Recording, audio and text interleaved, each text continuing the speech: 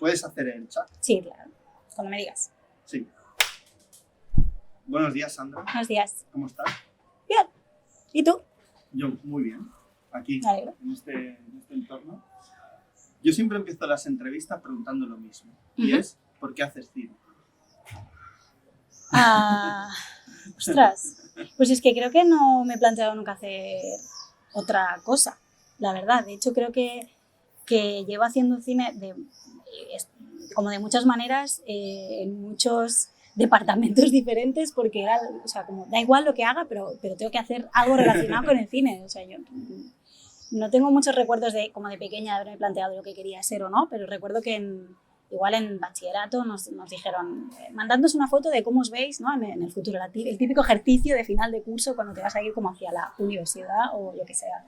Y me puse ahí con una foto cutre salchichera con Spielberg, porque era como lo que yo pensaba que era hacer cine en ese momento, ¿no? Y desde ahí que dije, pues para ahí que me voy. O sea, es que para contar historias te diría, pero es que en realidad no sé ni si es eso. Creo que es algo mucho más humano y egoísta casi, que es que me gusta hacer eso. Y me gusta hacerlo desde cualquier tipo de...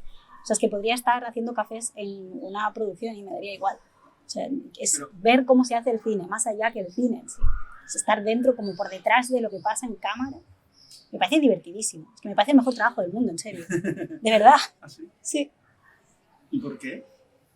Pero porque yo creo que es difícil, ¿eh? Hay que encontrar financiación, el rodaje siempre tienes menos días de los que necesitas, después sí. Hay que montar las películas, a veces la idea esta que tuviste la materializas y nada tiene que ver, tienes que buscar la película, no sé, luego tienes que presentarla, buscar festivales, no sé, es todo muy complicado. A mí todo lo que me estás diciendo me parece complicado, pero me parece divertidísimo igual. O sea, creo que si me planteo cualquier otra cosa o cualquier otro trabajo en la vida, pensaría, bien, podría hacerlo, obviamente, pero no sé si me haría feliz.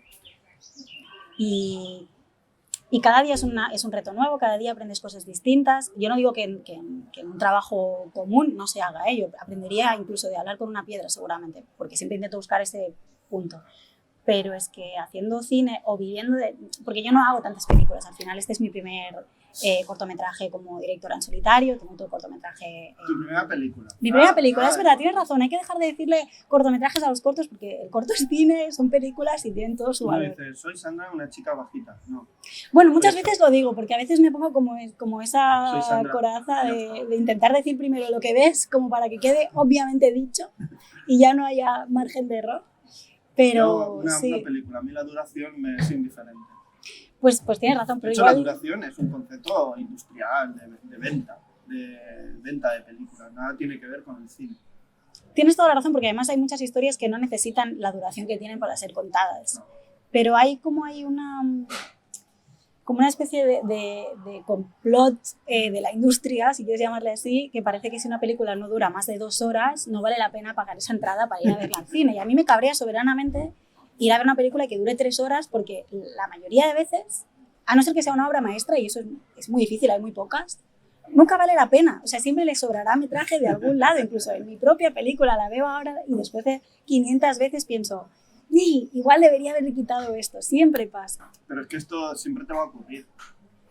Es cierto, pero... manejas un material muy complicado. Sí.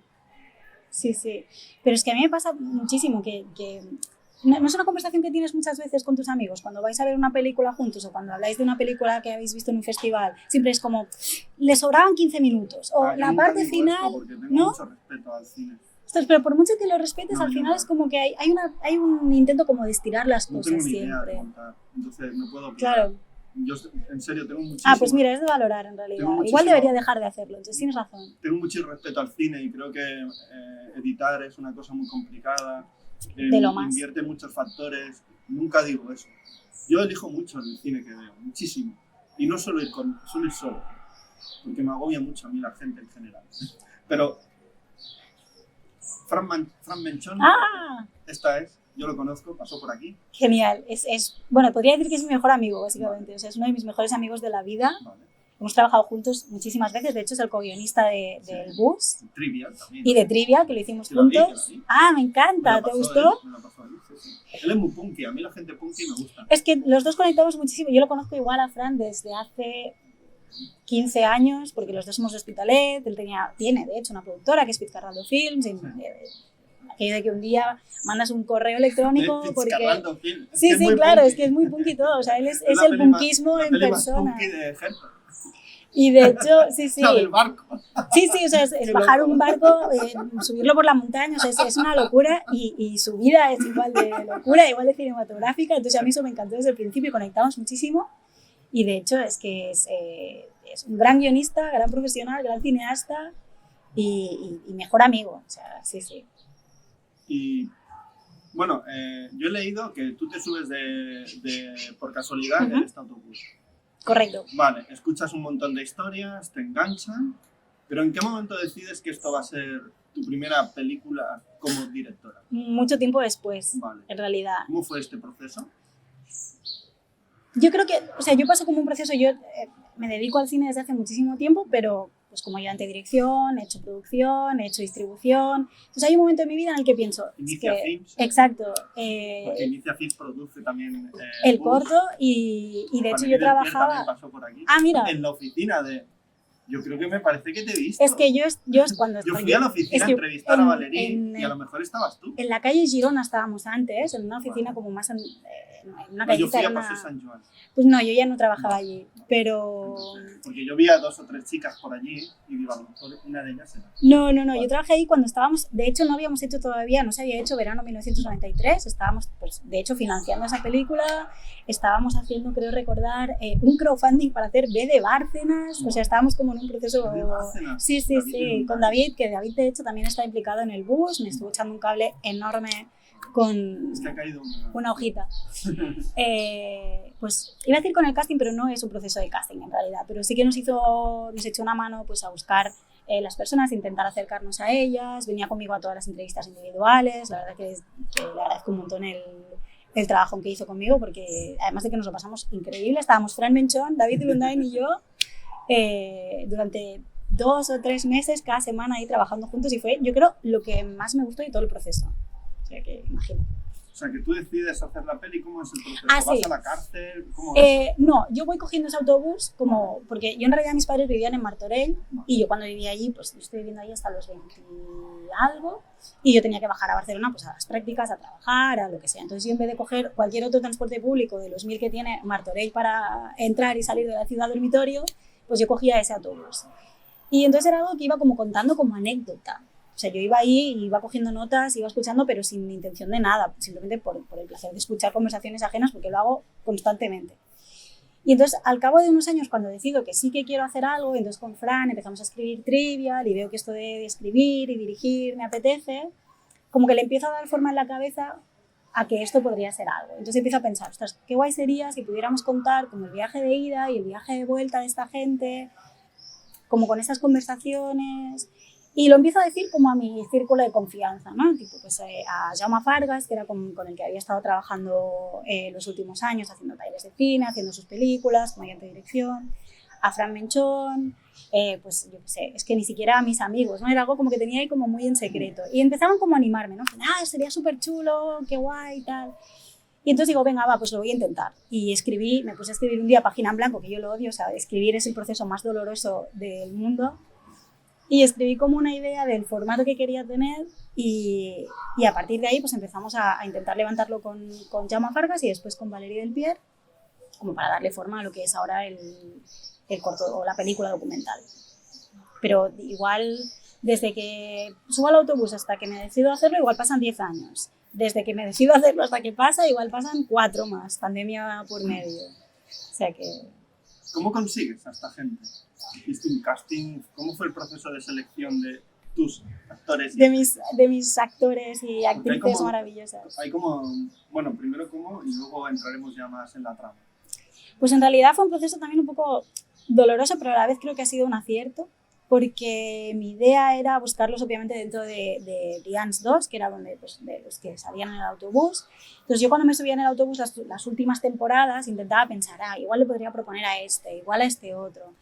Y tuvimos que entrar a la institución e intentar hablar con servicios penitenciarios, con toda esta burocracia y sistema, y no funcionó. O sea, parecía que sí, el proyecto les interesaba, les parecía que yo quería hacer algo, que no sé si lo he conseguido, creo que sí, pero algo como bonito o humanizante, que no quería ir ahí como a pinchar donde no tocaba, aunque en realidad sí quería pinchar un poquito en lo que es la crítica del sistema, pero bueno, como que parecía que iba a funcionar, pero llegó el COVID y me dijeron, puertas cerradas, no entra ni sale nadie de instituciones penitenciarias.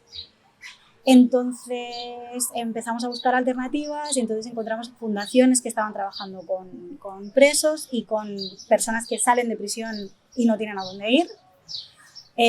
Con un colectivo que se llama Colectivo Cassandra, que es donde encontramos a las chicas, que pues eran unas chicas que justo cuando estaban dentro se estaban intentando reunir para cambiar cosas desde dentro, ¿no? Pues para tener más derechos, para tener módulos más grandes, para tener mejores condiciones higiénicas, o sea, como para intentar que se les escuchara. Y cuando una de ellas sale de prisión, pues contacta con nosotros y entonces empezamos a recolectar un poco, ¿no? Personas que estaban interesadas en hablar y en contar sus historias a través de, pues esto, de fundaciones, de colectivos.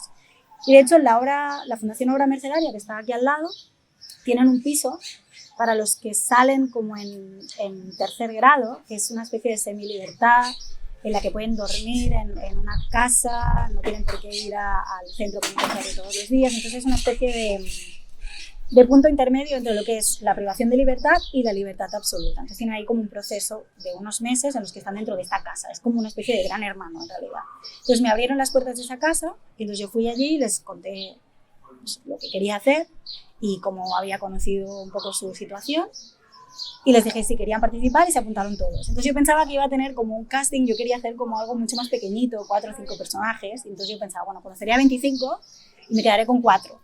Igual conocí a 15 y me quise quedar con los 15. Y entonces no hubo un proceso de casting, al final era como que me interesaban todos y quería grabarlos a todos. Y pasé mucho tiempo con todos y con todas y al final ha salido un poco eso. Es lo que hay en la película, básicamente. No sé si te he contestado lo que me has preguntado. Sí. La trama. Hay como 3 personajes, luego hombres, luego las mujeres y luego algún personaje más, alguna conversación más. ¿Pero por qué te centras en estos 2 bloques? Porque,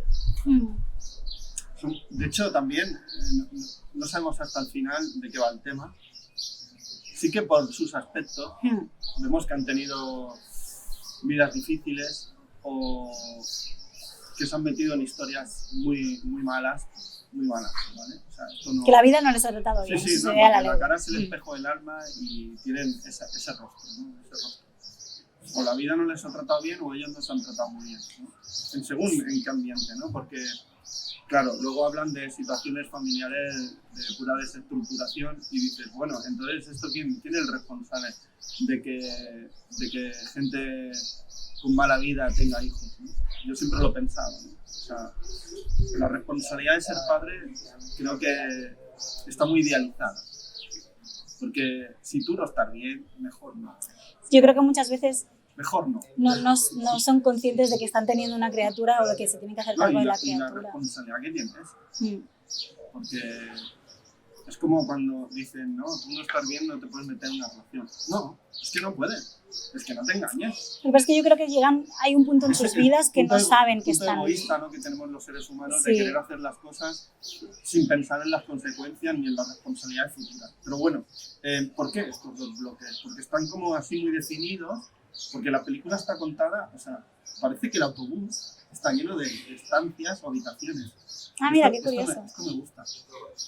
Porque claro, dentro de ese autobús hay muchas vidas.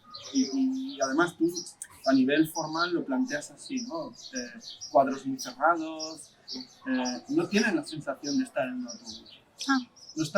No tienen la sensación, bueno, la cámara investiga esas vidas que les tienen un nexo común muy fuerte, ¿no? Muy, digamos, o sea, muy crucial en sus vidas, porque claro, entrar en la cárcel te rompe la vida en todos los sentidos. Total, y les va a marcar para siempre, hagan lo que hagan después. O sea, yo creo que ahora hayan como dos bloques muy fuertes, no éramos tan conscientes hasta el montaje. Es decir, sí que teníamos como en el proceso de trabajo como individual o en grupitos, ya íbamos viendo como quién queríamos sentar al lado de quién, quiénes iban a funcionar, de qué podían hablar. Sí, algunos sí se conocían. De hecho, dos de las chicas eran amigas, como que se hicieron amigas dentro de prisión, pero se hicieron muy amigas. Con otra de ellas sí que es verdad que se conocieron en el proceso del autobús. Y los chicos, algunos se conocían, otros no. Los tres que iban juntos se conocían porque vivían juntos en esta especie de casa refugio que tenían de la fundación. Y ya los veías enseguida. Claro, yo pasé mucho tiempo antes de rodar como visitándoles, pasando tiempo con ellos, haciendo actividades, yo qué sé, yendo a charlar, a que me contaran qué hacían, qué querían, sus vidas. Y ahí ya ves un poco como quién puede dar juego con quién o de qué hablan cuando están juntos, ¿no? O qué va a pasar. Y tú ya te lo empiezas como a imaginar. Entonces sí que cuando organizábamos los bloques de rodaje, que era algo que yo tenía como muy claro, que yo no quería rodarlo en formato documental más, como más al uso. Es decir, yo no quería viajar en el autobús 35 veces para tener conversaciones distintas, sino que quería plantearlo como un rodaje de ficción en el sentido de organizar un espacio que sea controlado, que sea para nosotros, en los que pones a unas personas como si fuera casi una entrevista, pero que no me miraran a cámara. Entonces sentábamos a estas personas una al lado de otra. Exacto, exacto. Entonces era como y yo la filmo, pero no estoy. Exacto, exacto. Y de hecho yo pensaba a ver cómo funciona, porque esa gente nunca se han enfrentado a un proceso parecido, entonces podía salir muy bien o podía ser que estuvieran mirando a cámara constantemente o que les diera pudor. Entonces hicimos alguna pruebita de cámara en la casa, en plan les llevé una camarita a ver qué pasa y tal. Y a mí lo que me sorprendió es que yo creo que están tan pasados de vueltas, ¿no? Como que han pasado tantas cosas en la vida que yo y mi cámara éramos su menor preocupación, seguramente, ¿no? Entonces se lo tomaron como... Entraron en el juego en el sentido de te voy a regalar mi vida y me apetece que la cuentes, me apetece que la veas y voy a hacer todo lo posible para que te quede bien, ¿no? Y eso me pareció súper bonito en realidad. Y entonces al final, pues esto, ¿no? Dividíamos los grupitos y pasábamos un día o medio día con cada grupito. Y luego en montaje, pues lo que pasa es que yo tengo horas y horas de metraje de esta gente hablando sin parar y lo que ha quedado, pues han quedado pues como estos dos bloques, ¿no? Pero que igual no era algo que tenía como muy presente. Sí que es verdad que sabía que estas tres personas juntas, las tres chicas, iban a funcionar, que los tres chicos también y que por ahí podía sacar cosas. Tenía como la intuición de que ahí habían cosas chulas, que podía sacar cosas interesantes. Me dio mucha pena porque se me quedó un chico fuera que también... Yo tenía pensado hasta el día antes de rodar que había el grupito de tres chicos iban a estar separados en 2 y 2, porque había otra persona que tenía que venir y que me parecía que podía dar juego con otro de ellos y que podían hablar de otros temas que pues igual no están en la película. Pero el día anterior a rodar, pues este chico dijo que se lo había pensado bien y que no quería dejar ese recuerdo en cámara, que prefería que luego, si alguna vez rehacía su vida, pues que nadie le viera, que sus hijos, nietos, sobrinos, pues que no supieran de su vida, y yo obviamente lo respeté y yo no obligo a nadie a sentarse en ese autobús. Entonces reconfiguras un poco y dices, bueno, pues vamos a sentarte con esta gente y a ver qué pasa. Perdón, cuando estabas filmando ya tenías claro el montaje. Sí, o sea, como la idea de cómo iba a ser, o sea, de mezclar... Estaba haciéndose sí. Y el plano, pan. No tanto en planificación, ni en temas de conversación, porque era muy libre. Sí en términos de formato, que al final era algo que a mí me ayudaba mucho, como tener muy claro que iba a ser pues, un viernes, unas conversaciones como de ida, un parón, y un domingo, conversaciones de la vuelta. Me ayudaba también como a guiarles un poco al equipo, sobre todo, en lo que estábamos buscando a nivel de... Pues, es muy sutil, pero a nivel de luz, a nivel de sonido, a nivel de contexto, pues es distinto lo que ves el viernes que lo que ves el domingo, porque era mi sensación cuando yo subía en el autobús. Entonces quería intentar como reflejar eso. Y en las conversaciones, pues un poco también. Ellos se pusieron, obviamente igual estábamos rodando esto un lunes, no era viernes, ¿no? Pero ellos han hecho muchísimos viajes en viernes, entonces saben perfectamente lo que es viajar un viernes a sus casas, y habían hecho muchísimos viajes un domingo y sabían perfectamente lo que era un domingo. Entonces ellos entendieron muy bien dónde querían estar en ese momento y qué es lo que querían contar en ese momento. No es un autobús de la cárcel, es un autobús de línea, que puede coger cualquiera, ¿no? No lo coge mucha gente porque no hace muchas paradas en realidad. O sea, es curioso porque sale de Brians. Como semidirecto, ¿no? Claro, es como un semi-express que le llaman. Entonces sale de Brians, pasa por el otro módulo de Brians, porque tiene como 2. Sí. para delante de casa de mis padres, que siguen viviendo allí, y para en la Illa Diagonal, o sea, como en Barcelona, y luego va hasta Sants, de hecho. Entonces tienes esas 4 paradas, entonces nadie lo va a coger. Si no lo coges donde lo cogía yo, y a esa hora ha pasado un autobús 5 minutos antes y va a pasar un autobús 5 minutos después, o sea, es casualidad, pero tú puedes cogerlo. De hecho, había más gente aparte de mí en ese autobús que no veníamos de Brians y que no íbamos a ir a Brians el domingo, pero es un autobús de línea. Y a la hora de rodar, ¿cómo se rodó todo esto? Porque claro, una cámara, sonido... ¿El autobús estaba en movimiento? El autobús estaba constantemente en movimiento. De hecho, sería complicado. Era muy complejo. Pasábamos un ratito antes de poder rodar por las mañanas y un ratito para salir del autobús, porque iban como... Somos un poco punkis también, éramos un equipo muy pequeñito. Pues sí está Fran ahí. Claro, o sea, estaba Fran, estaba Aida Torrent, estaba Jani Cuarta en sonido, éramos 4 personas literalmente del equipo, entonces iban todos gripados, pedimos... Es verdad que la empresa que nos dejó, que nos alquiló el autobús, nos dejó quitarle algunos asientos. Vale. Entonces, de alguna manera, no muchísimos, pero para tener un poco de espacio, para poner... Ahí, ¿no? Claro. Y también para poner la cámara un poco delante de las personas, para no tener siempre un asiento delante. Tener la cámara fija, sí. No tener una cámara a mano. Porque iba a mano, pero iba con un estabilizador, y entonces ella iba como muy gripada, sobre todo la seguridad era importantísima, pero además Aida, la operadora de cámara y de foto, estaba embarazada, o sea, era un poco todo como muy punky, muy loco, pero funcionaba. Y dentro de la locura, pues íbamos ahí intentando asegurarnos lo máximo posible. Y íbamos pues con un monitor pequeñito, sin lujos, como para que me entiendas, ¿no? Con las 4 cosas necesarias para poder rodar esto.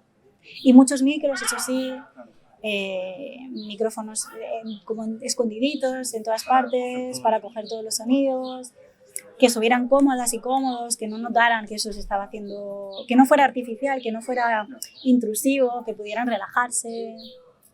Y el autobús en movimiento constantemente. De hecho, el peor problema que tuvimos es que el autobús salía cargado con nosotras como de San Feliu, ¿no? Y para salir a la autovía, que es donde nosotros queríamos rodar, ¿no? Para tener carreteras largas arriba y abajo, había que pasar como por una calle muy llena de baches y era bastante terrible. Entonces ellos no tenían control, entonces empezaban a hablar y yo quería rodarlo todo, no quería perderme nada. Y hay mucha parte del material, de hecho, que está como con baches y tal, que a mí me daba un poco igual, porque lo que a mí me primaba obviamente eran las conversaciones, y si lo que estaban diciendo era interesante había que rodarlo sí o sí. Pero sí, fue complejo. Divertido y complejo. De hecho, hace 2 años, ahora la semana que viene hará 2 años que lo rodamos. Y cada vez que me acuerdo me sale una sonrisa. O sea, fueron de los 4 mejores días de mi vida, seguramente. ¿Cómo fue el momento que le enseñas la película a tus personajes? Me puse nerviosísima ese día. ¿Dónde fue? Hicimos un pase en los cines Girona, vale, porque queríamos esperar un estreno en festivales y demás, pero estaba pasando mucho tiempo porque el montaje fue un proceso largo. Con Elodie, la montadora, que es una genia increíble, estuvimos mucho tiempo montando, luego pues al final los procesos de postproducción siempre son más largos de lo que quieres. ¿Tenías 20 horas, 30? Tenía como 25 horas de metraje. Sí, era muchísimo. Y además a mí hubo un momento en el que todo me parecía interesante, entonces era como muy doloroso. Pero bueno, después del proceso, total, eso estaba alargando muchísimo.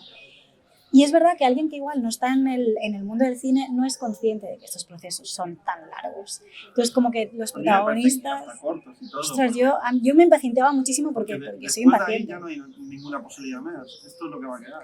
Es verdad, pero hay un momento en el que si no lo sabes, es como, pero oye, ¿tú no rodaste una película el año pasado? Sí, bueno, aún no estoy montando. La gente vive muy encajonada. Y en la inmediatez. Sí. Y claro, y ellos sobre todo me decían, es que ¿qué pasa con la película? Nos estamos desilusionando. Tiene un proceso. Claro. Y yo le decía, de verdad que estoy trabajando en ello, de verdad que no lo he dejado, de verdad que esto va a salir. Entonces hubo un momento en el que ya la teníamos como empaquetadita, pero estábamos esperando estreno. Y me empezaron como a decir, es que, jolín, ha pasado mucho tiempo. Y yo pensaba, los voy a perder. Y entonces les propuse a Inicia si podíamos hacer un pase pues, para equipo, para llevarlos. Y yo ese día estaba nerviosísima, sobre todo por ellos y por ellas que iban a venir a verse. Y que, claro, no sabes qué tal. O sea, ellos son conscientes de lo que han dicho y de lo que han dejado retratado en cámara, pero hasta que no se ven, pues obviamente yo tenía, no miedo, pero sí mucho respeto de cómo se van a ver, de haber hecho un poco, iba a decir justicia, pero es una palabra que odio, pero si les había no sé, como si había sido justa con ellos a la hora de representarles o a la hora de dejar que se escucharan sus historias, ¿no? Y la verdad es que no todos la han podido ver, porque hay algunos que lamentablemente ya no pueden salir a verla, porque podrían estar igual encerrados, pero los que sí han podido verla están muy contentos, la verdad. De hecho, Yolanda, que vino al pase de la Mostra de Donas, de hecho, está encantada con la película. Yolanda es una de las 3 que van como juntas, que tiene una colita y que dice que ella había pasado de ser deportista de élite a yonki, que tenía una relación muy tóxica con su padre. Pelo castaño, sí. Exacto. Es un poco el nexo. Exacto. Porque luego el viaje de vuelta, la rubia está aquí. Que eso también pasaba mucho, que es como que toda la vida igual tienes muchas ganas de charlotear con tus amigas, pero a lo mejor en la vuelta no te apetece, ¿no? Es que la vuelta... Claro. Bueno, en los fines de semana, que eso, la ilusión del viernes y la frustración del Total, pero es que además yo lo que les decía a todo el mundo cuando intentaba levantar el proyecto, ¿no? Y te toca como venderlo, yo les decía esto, es que al final yo me sentía muy identificada con esa sensación de que el domingo por la tarde, que de hecho Isabel Cochet tiene un blog que se llama algo, o tiene un podcast de hecho, ¿no? Que creo que es algo así como que la enfermedad de los domingos, o los domingos son... Es verdad, yo siempre he empatizado muchísimo con eso, los domingos por la tarde pues no deberían existir, son lo peor. No, lo que no debería existir es esta estructura económica. Puede ser, como de tener tan claro... No habría ni lunes, ni viernes, ni domingo. Pero igual sería anarquía total, ¿eh? No, anarquía no, eso es lo que te quieren hacer creer, pero yo creo que esto empezamos de la nada. Esto se ha construido aparte de una explotación... y eso es una convención social, ¿no? También. Sí, no, esto podría ser de otra manera, que no te quiten esa ilusión porque existe. Y hacer cine es romper un poco eso. Claro. Y hacer este tipo de cine también. Sí, hacer un cine que en principio no te dejaban contar esta historia, ¿no? Pero tu resistencia, tu persistencia y tu ilusión. Y al final lo has conseguido. Y ahí está, sí. ¿El primer festival dónde fue? En Austin, en el South by Southwest. Ya, es increíble, o sea, aluciné. ¿Cómo metieron esta peli allí? ¿Qué vieron? Bueno, yo, o sea, no lo sé. Pero esto es maravilloso. Es maravilloso, o sea, para mí fue un sueño increíble. Este miércoles entrevisté a los de YouPorn Entry, que también estuvo allí. Mira, Sebas y Alejandro son, de hecho, estuvimos juntos todo el festival. Hicieron la presentación y todo. Por favor, que todo el mundo vaya a ver esa película porque es maravillosa. Yo la he visto 3 veces y la quiero volver a ver, o sea, me parece increíble. Y ellos son... Te poner con tu peli. Como lo que pasaría después, ¿no? Bueno, es la institución mal construida. Sí, cuando hay un abuso de poder institucional. Abuso Totalmente.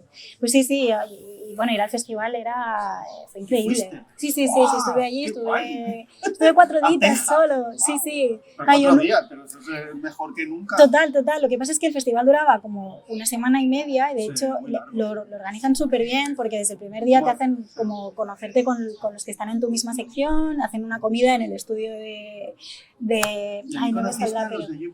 Claro, de hecho yo les conocía porque ellos hicieron como un corto anterior que se llamaba 2000 euros y yo les hice ayudante de dirección y no nos conocíamos de nada.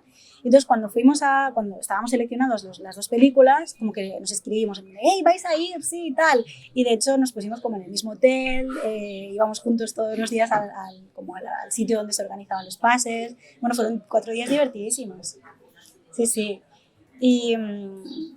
Y fue muy chulo. De hecho, yo no sé cómo llegó el corto o la película allí, porque la selección de cortometrajes era increíble. De hecho, muchos de los cortos que estuvieron allí ahora están en Palm Springs, en Tribeca, o sea, eran increíbles. Ojalá, sí. O sea, que Ospi llegue a Austin me parece lo mejor. Ok, puedes hacer eso. Perfecto. ¿Qué ha supuesto para ti personalmente contar esta historia? Porque sí que habías hecho trivia con Fran, pero esto lo has hecho en solitario, ha sido tu bautismo cinematográfico, demostrarte a ti que eras capaz, porque también uno quiere hacer cine, pero luego tiene que demostrar, y no siempre sale bien. Entonces, ¿cómo ha sido toda esta experiencia a nivel personal? Pues la verdad es que ha sido un reto grande. Sobre todo por esto que dices, porque una cosa es querer hacer cine, pero yo siempre, pues lo que te contaba al principio, ¿no? Que al final yo siempre he pensado que hacer cine se puede hacer de muchas maneras y no siempre tiene por qué ser, la cabeza visible de un proyecto, no tienes por qué ser pues, el que lo dirige o el que lo hace. O sea, obviamente me encanta, es lo que quiero hacer, es lo que quiero hacer el resto de mi vida si se puede, pero hay muchas maneras, ¿no?, de estar dentro del cine. Y yo había vivido, pues hemos hecho muchas películas de amigos que no sabían cómo financiarla y las hemos hecho por amor al arte y a lo loco. O sea, he vivido como mucha frustración también de gente que se quería dedicar a esto y a lo mejor no podía y al final pues se desilusionaba y lo dejaba.